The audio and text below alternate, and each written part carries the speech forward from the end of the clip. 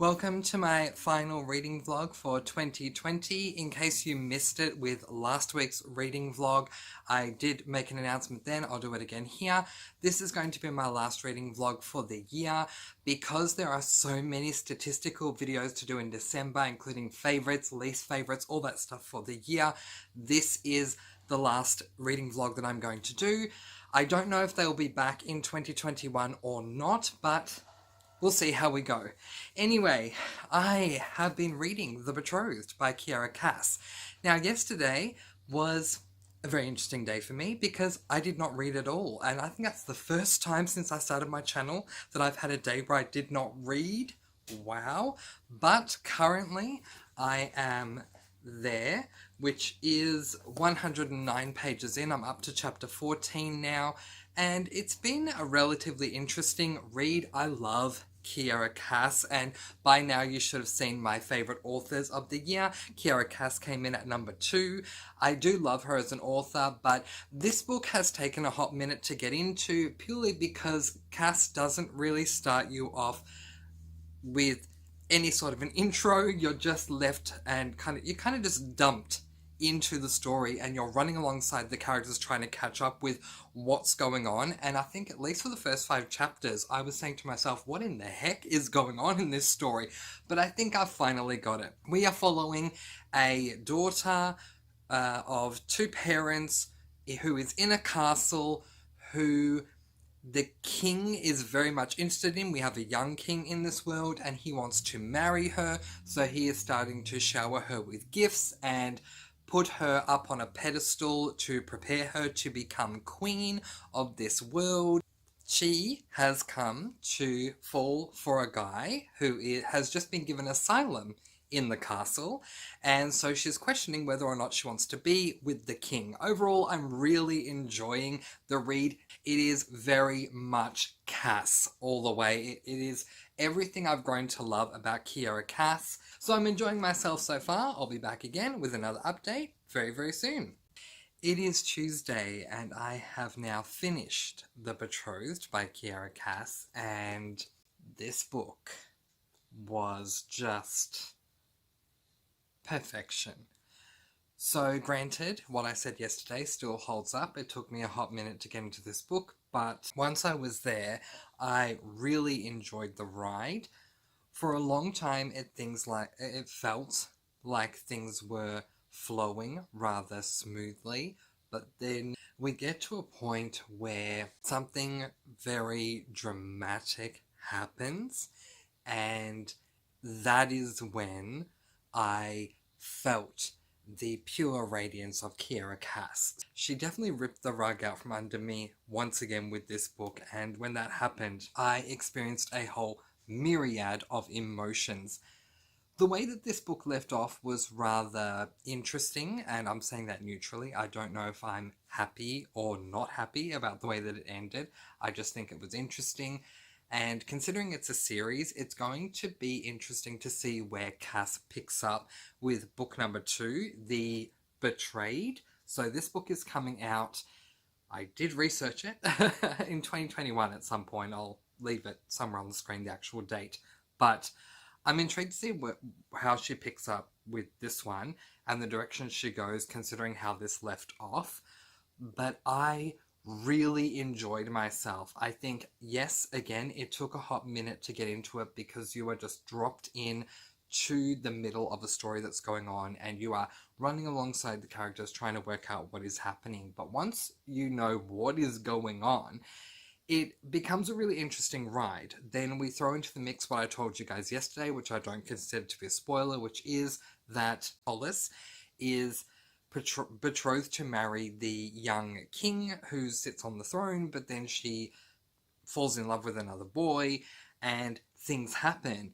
But I felt like everything was kind of just flowing so nicely that it was just a nice, cute, sweet little book. And then in the last quarter, Cass pulled a Cass, okay? I mean, there were days where I called her Kiera Cass. I love her so much, I feel like I can just call her Cass now. Cass pulled a Cass and just ripped out that rug from under me, and It was so emotional for me to read. I did not cry, and I'm happy that I didn't cry because I cried with The Crown, the last book of the selection series. So I'm glad I didn't do that with this book, but I came close. I came extremely close. So I can't believe I have to wait so long for her next book to come out. So, tomorrow I am travelling over to my mother's. I'm going to be there for a few days, and so you'll be seeing me when we next pick up over there. Good morning, everyone. So, it is Thursday morning, and I didn't get an opportunity to update you guys on what's been going on yesterday because I am, as you can tell, I'm in a different location. I came down to my mother's yesterday and I just didn't get a chance to update you guys because we were doing a lot of different things and I had a really good night, but yeah, just never got the chance to come in and update you guys. So I've started Kissing Coffins. I'm not that far in. I am there, like literally just started. I'm 16 pages in, but I'm really enjoying this book so far. She wants to find this boy and find this family. So I'm looking forward to it. Yes, it's implying we're going to go on a questing journey, which is my least favourite trope, but for this book, for this series so far, I think it will actually be very interesting. It's a novella. It shouldn't take me too long to get through. I also have an update. Yesterday, I got another book delivered. This one. The Boy, the Mole, the Fox and the Horse by Charlie Mackesy, I believe it's called. So I've heard a ton of things about this book throughout the year and how it's an amazing book. The audiobook for this book is only an hour long, so it's really short. But I've listened to, I think, 5 minutes of this book on audiobook and I'm like already close to tears. So we'll see how we go. But yeah, I'll update you on both of these as we go throughout. I'll be back a little later on today to give you guys more. Okay, so it is Friday and I didn't check in with you guys again last night because I didn't do too much reading again last night, but I'm really proud of myself because I've now read 2 books since we last spoke. Kissing Coffins, shall we? Okay, this book was okay. That's the best way to describe it. I ended up giving this book 3 stars, and the reason for that is because while all the books in this series are novellas, this is book 2, and the pacing was so incredibly slow. We start off with our protagonist needing to find someone, so she sets off on a journey to find whoever she's looking for, and it takes until about halfway through the book until she finally finds this person. Then in the 3rd quarter of the book, they are catching up, and then in the final quarter, we have a climax that is a really low climax. This series, I don't know how long this series is, but I feel like this series is going to take a long time to get anywhere. So we'll see how we go, but it is unfortunate. I gave Vampire Kisses 5 stars. Unfortunately, Kissing Coffins, 3 stars. The Boy, the Mole, the Fox, and the Horse. Now, this is a book that was recommended to me through one of my friends, Murphy, from BookTuber channel Murphy Napier. She spoke about this book at the beginning of the year, and recently she put up her favourite books of the year, and this was included in it. She was basically telling everyone, you have to read this book. So on an impulse buy, I purchased this book, and I do not regret it for a second. This book is incredibly beautiful. So it's a picture book that has basically 1 or 2 lines per page, but every single page is so thought-provoking. It is just absolutely beautiful. I did not cry reading it, but I came incredibly close. So 5 stars for Charlie Mackesy. I hope I'm saying that right. And if he ever releases another book, best believe I'm definitely going to pick up his next one because this was just absolutely beautiful. So, still at my mum's house, and today we went out shopping, and while we were there, of course, I ended up in a section of the shops where there was books. No. Yeah, my mum's right here. So yes, we went to the book section, didn't we, Mum? Go back to you.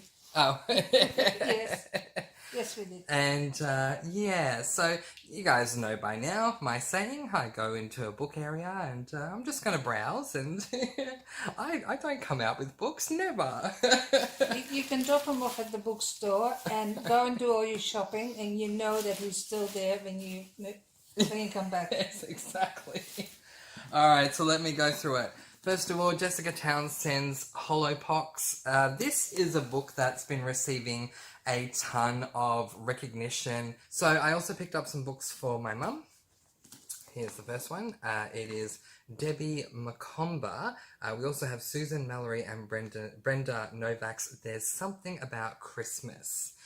My mum has spoken to me a number of times this year about how she likes Debbie McComber's books, and so when we found it, hey, we got really excited. So I'm happy to be able to get that for her. My mum also loves to cook. That's where I got it from, and so I also got her this book, which is Cook, Eat, Repeat, Ingredients, Recipes and Stories by Nigella Lawson. There is a picture of her on the back there. A Heart So Fierce and Broken. I can't wait to read A Curse So Dark and Lonely. This is book 2. One of Us Is Lying by Karen McManus. This book's been on my wish list for a while. If there was ever a classic that I really wanted to read, it would be Disney's Aladdin. This is a book called A Whole New World. This is an Aladdin retelling, which I'm incredibly excited about, and it has the Disney logo at the top, so based on the Disney film. And from what I've read from the premise on the back, basically this is taking the film Aladdin and imagining a world where Aladdin did not find the lamp, and instead Jafar found the lamp for himself, and how would Aladdin be able to rescue Agrabah without having the genie. I am incredibly excited to get to this. I finally have an Aladdin book on me, so that makes me incredibly happy. You were a cute Aladdin. So? You were a cute Aladdin. Oh yeah, I played Aladdin. Yeah. I forgot about that. Yeah, many years ago I played Aladdin. It is time to wrap up my final mini vlog for my reading vlog for this week, but also this is going to be my final wrap up for 2020 because I just have a lot of videos that I need to get out for end of year videos, and so because of that I'm just not going to have the space to do 2 more reading vlogs for 2020. So this will be it for the rest of the year, and I'm a little bit saddened by that. I've read 2 books in between seeing you last, and I've started a 3rd, so we're going to quickly talk about them. While We Can't Hug. This was a really beautiful book. It is a middle grade picture book that explores a relationship. I just think this book was so appropriate for 2020 with COVID going on, and everyone advising don't hug each other because everyone was scared of the virus. This book just depicted it so well, just in a middle grade way, and it was just a really beautiful way of showing ways that you can express love between 2 beings, 2 creatures, 2 animals in this case, without having to hug. There are many other ways to express love, and I just thought that it was really, really beautiful. The next book that I read was this one, which is Peter Cottontail's Surprise. This is a gorgeous book. This is a book that I used to read a lot when I was a little kid back at home. So while I was at my mother's, my mum was taking out books that I used to read when I was younger, and it was really beautiful to go down memory lane. The artistry of this book, the illustrations are just so beautiful. This book follows Peter Cottontail, who is a bunny who lives in a warren, who wants everyone to play with him, but whether it is his mum, his dad, his grandfather, his siblings, his friends, no one wants to play with him. But there is a reason why, and that reason is explained at the end of the book, and it's a really beautiful ending. Artistry and plot, just incredible. So then I finally picked up this book, More Than We Can Tell by Bridget Kemmerer. This is the second, or the companion book to this book up here, Letters to the Lost. So I am currently there, which is page 48. And Bridget Cameron is a very hard-hitting contemporary author, so would expect nothing less. It's a dual perspective, just like with Letters to the Lost. I'm really looking forward to seeing where this book goes. I have a lot of love for Bridget Cameron. She came in 6th in my top 10 for authors of 2020, so we'll see how we go with this. Now, because this is the final ever reading vlog, I just want to say a proper goodbye to you guys.